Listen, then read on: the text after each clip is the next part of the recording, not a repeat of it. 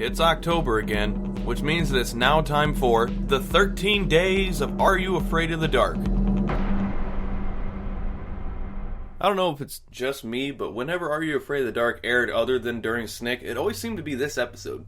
Either this or The Tale of the Manaha, which isn't on this list. But this story begins with construction workers renovating a local museum when it's discovered that there's a false wall in the basement. So they cautiously knock it down and accidentally find a mysterious crate. While trying to remove it, the new guy that shouldn't be operating machinery causes an immeasurable amount of damage to the priceless artifact, and it's revealed to be an ancient Egyptian sarcophagus. Enter our two main characters, Cleo and her brother Josh, played by Danny Cooksey, who was also in Salute Your Shorts, but you may also remember him as the ginger kid with the mullet in Terminator 2. Anyway, they were about to go on vacation with their widowed archaeologist father when news of the discovery prompts them to stay. Turns out the sarcophagus was from the Egyptian Temple of Light, which was robbed in 1921. Apparently the thieves were so happy with their new treasure that they decided to just leave it behind a false wall for decades. So the tomb belonged to Mina the Guardian, an Egyptian goddess who still possesses a ring of eternity, believed to bring forth life and turn her enemies to stone.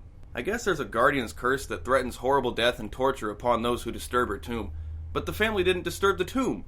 Unless they're talking about the fake wall they smashed, then technically the construction workers would be cursed. Anyway, the kids go back to the museum to get some important papers for their dad.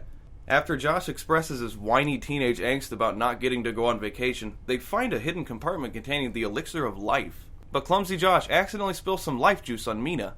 In a frenzy over their find, Josh and Cleo realize that they forgot the papers and have to go back. When they get back to the office, they notice that Mina has done her best The Mummy impersonation by rising from her grave and walking away. They get home to find the place ransacked and their dad unaccounted for, so it's back to the museum. Dad! Dad! He's not here. And they give up looking for him after yelling 2 times. Now I'll admit that what comes next is a pretty creepy scene. Too bad I can't show you it. But all these episodes are on YouTube anyway. So the fact that a 10,000-year-old mummy is walking around understandably sends them running from the room and into the basement. It's a labyrinth of archived artifacts that has a strange aroma of kerosene. After searching the area for a way out, they finally find a fire exit, but it's locked. What a coincidence. Suddenly they hear the mummy approaching, so they do their best to slow her down by throwing a couple of empty boxes in the way. Then Josh finds another exit, but it's been jammed shut. From out of nowhere, they find their dad, who's been sleeping on top of some boxes a la Snoopy from Peanuts. Man, I gotta get more updated references.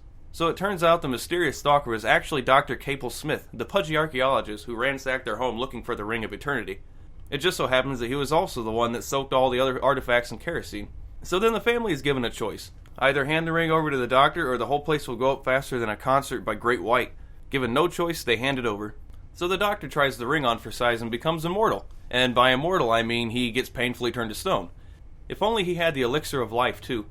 But there's still that whole undead mummy wandering around the museum problem they forgot about. Luckily, it's just Yoko Ono, and all she wants is her Ring of Eternity. That turns her back into a hot Egyptian goddess, and in return, she randomly falls in love with the dad. So after a vicious attack of culture shock, Mina is forced to adapt to our weird 20th century customs like cramping indoors and burying priceless artifacts in the walls for no real reason. And they lived happily ever after.